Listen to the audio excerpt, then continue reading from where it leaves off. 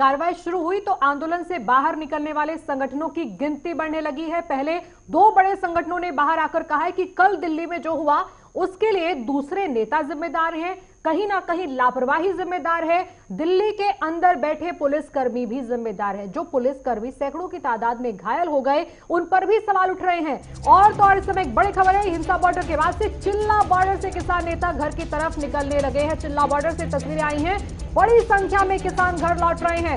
सबसे पहले वीएम सिंह ने ऐलान किया कि उनका जो संगठन है वो आंदोलन खत्म कर रहा है। फिर चिल्ला बॉर्डर से खबर आई कि फिलहाल वहां से भी किसान आंदोलन खत्म किया जा रहा है। किसान आंदोलन में भारतीय किसान यूनियन भानु ने भी ऐलान कर दिया है, किसान मजदूर संगठन ने ऐलान कर दिया है।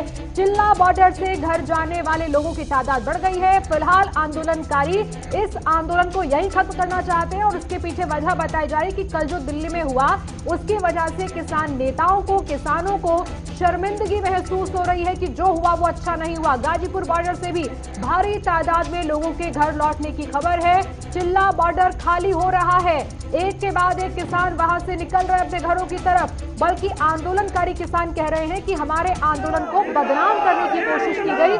फिलहाल रास्ता यही है कि आंदोलन यहीं पर खत्म किया जाए और फिर सरकार के सामने बात रखने के और तरीके तलाशे जाएंगे। लेकिन ऐसा करने से घर लौटकर एक मैसेज दे रहे हैं किसान कि फिलहाल किसी भी तरीके से आंदोलन को बदनाम करने तक जो लोग गए हैं उनका साथ ये किसान नहीं देंगे।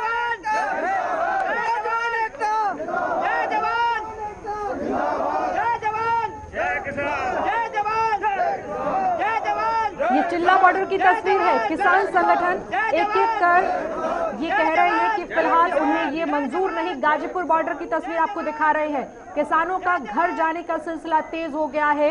तमाम वो किसान नेताओं से सवाल भी पूछे जा रहे हैं जो कल नजर नहीं आ रहे थे, लेकिन इससे पहले वो कह रहे थे कि दिल्ली में मार्च करना जरूरी है, दिल्ली में ट्रैक्टर रैली निकालना जरूरी है। लेकिन जब कल लाल किले की तस्वीरें देखी गई, दिल्ली में उपद्रव देखा गया, तब किसान नेताओं ने जिम्मेदारी से पल्ला झाड़ लिया और आज कई किसान संगठनों ने इस बात के लिए उन्हीं संगठनों के नेताओं को जिम्मेदार ठहराया जो कह रहे थे कि किसान यूनियन एक होकर इस प्रदर्शन का हिस्सा बने। लेकिन कुछ यूनियन कह रहे हैं कि आंदोलन में कुछ नेताओं ने जानबूझकर बदनाम करने की कोशिश की, साजिश रची इस आंदोलन को बदनाम करने की, इसलिए इस आंदोलन से खुद को बाहर कर रहे हैं। सैकड़ों की तादाद में चिल्ला बॉर्डर और गाजीपुर बॉर्डर से लोग घरों की तरफ रवाना हो रहे हैं। चिल्ला बॉर्डर खाली हो रहा है और गाजीपुर बॉर्डर से भी ऐलान हो गया। हालांकि अभी भी कुछ किसान संगठन है जो कह रहे हैं कि दिशा तय करेंगे आंदोलन की आने वाले समय में आखिर क्या होगा, क्योंकि अभी भी कई किसान संगठन है जो एक दूसरे से बात कर रहे हैं। बैठकों का दौर चल रहा है और किसान नेता जिनके ऊपर एफआईआर हुई है उनकी तादाद भी बढ़कर 37 हो गई है। 300 से ज्यादा ऐसे जवान हैं जो घायल हुए हैं कल की हिंसा में और बड़ी तादाद में ट्रैक्टर रैली के दौरान हुई हिंसा से जुड़े हुए कई ट्विटर अकाउंट सस्पेंड किए गए हैं, क्योंकि लगातार भ्रामक जानकारी आ रही थी। ऐसे अकाउंट्स को बंद किया गया है सोशल मीडिया पर। और तो और इस समय दिल्ली के अंदर पुलिस चप्पे चप्पे पर एक्शन मोड में नजर आ रही है, लेकिन किसान नेताओं की धड़कनें बढ़ी हुई हैं, जिनके नाम सामने आ रहे हैं। एक एक कर नेताओं पर एफआईआर हो रही है, सवाल पूछे जा रहे हैं। विपक्ष ने भी हालांकि सरकार से यही सवाल पूछा है कि दिल्ली के अंदर